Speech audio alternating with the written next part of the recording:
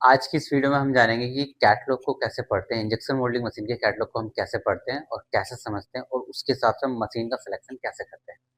तो कुछ पैरामीटर्स हैं यहाँ पे, उसको हम समझेंगे यहाँ पे। How to read the technical specification of a catalogue, ये हमारा आज का टॉपिक है। नंबर 1 आ जाता है हमारा क्लैंपिंग फोर्स। क्लैंपिंग फोर्स क्या होता है? एक हमारा फिक्स प्लेट है, फॉर एग्जाम्पल ये हमारा फिक्स प्लेट हो गया, ये मूविंग प्लेट हो गया। तो फिक्स प्लेट और मूविंग प्लेट दोनों को बीच में जो प्रेस करते हैं, जो लॉकिंग प्रेशर लगता है, मैक्सिमम मोल्ड क्लोज के टाइम में जो प्रेशर लगता है, जब मैक्सिमम क्लोज जो होता है इतना टनेज ले रहा है वो, उसको कहेंगे हमारा क्लैंपिंग फोर्स। तो maximum force that keep the mould close, mould closing के टाइम में जितना जो मैक्सिमम फोर्स लगता है उसका हमारा क्लैंपिंग फोर्स कहेंगे। नेक्स्ट आ जाता है ओपनिंग स्टॉक या ओपनिंग स्टॉक, या फिर कह सकते हो आप क्लैंपिंग स्टॉक। समटाइम इसको ओपनिंग स्टॉक कह देते हैं, समटाइम इसको क्लैंपिंग स्टॉक कह देते हैं। तो ये डिफरेंट डिफरेंट वर्ड में कह सकते हैं हम। मान लो फॉर एग्जांपल ये 1050 कोई वैल्यू डाली हमारे उसकी ओपनिंग स्टॉक की, तो maximum distance between moving plate and moving plate can open. मान लो ये फिक्स प्लेट है और ये मूविंग प्लेट है, तो इन दोनों के बीच में जो मैक्सिमम डिस्टेंस जो होगा दैट शुड बी हमारा ओपनिंग ओपनिंग स्टॉक, वो हमारा ओपनिंग स्टॉक होगा। नेक्स्ट हो जाता है हमारा tie bar distance. For example ये 1030 है। टाई बार डिस्टेंस क्या होता है? ये हमारा फिक्स प्लेट, ये मूविंग प्लेट है, ये हमारा फिक्स प्लेट है। तो ये एक रॉड फॉर एग्जांपल ऐसे जा रही है, एक ऐसे जा रही है। इसी तरह ये 4 रॉड जाती है, एक एक मशीन के इस साइड, इधर 2 रॉड, इधर रॉड। तो चारों जो रॉड होती है इनके इस रॉड और इस रॉड के बीच में जो गैप होता है दैट इज हमारा tie bar distance, right.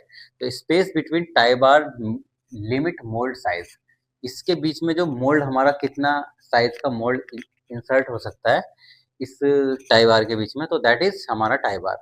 Maximum, next क्या होता है? Maximum mould height.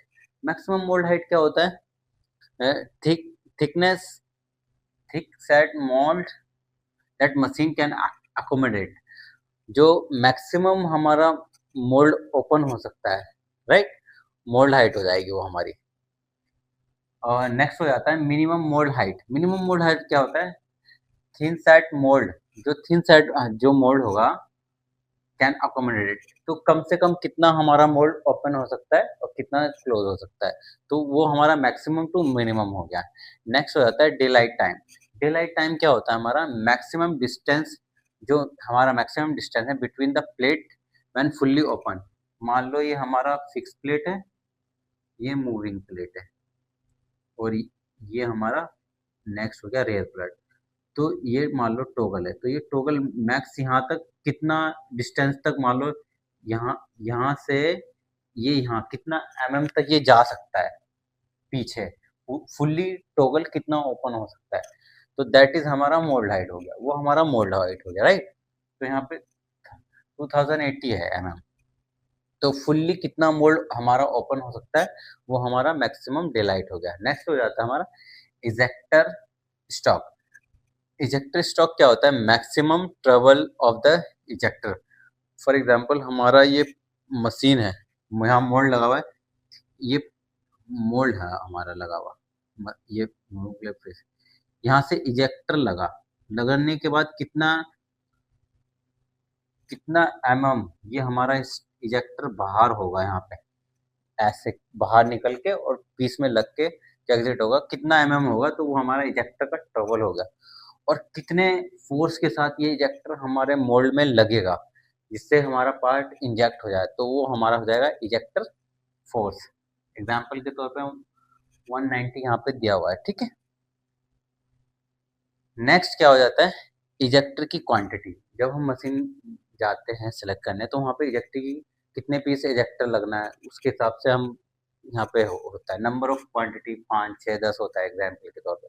Maximum mould size, minimum mould size, मान लो एक मशीन है उसमें कम से कम छोटे से छोटा हमारा, फॉर एग्जांपल ये हमारी 800 टन की मशीन है, तो हमारे पास 720 मिनिमम, इतना मोल्ड हमारा 720 और 720, ये इस साइज का मैक्सिमम मोल्ड हमारा, मिनिमम मोल्ड लग सकता है, सॉरी। प्लेटन साइज, प्लेटन साइज किसको बोलते हैं? ये हमारा मशीन का जो ये मूविंग मूविंग प्लेट और ये फिक्स प्लेट, और नेक्स्ट वन होता है ये जो पूरा साइज है फ्रॉम यहाँ से, फ्रॉम टॉप टू बॉटम, और फिर सेम एज वेल ये हाइट हो जाएगी हमारी, लंबाई उसकी चौड़ाई जितनी भी मैक्सिमम होगी, तो वो हमारा प्लेटन का साइज हो जाएगा यहाँ पे।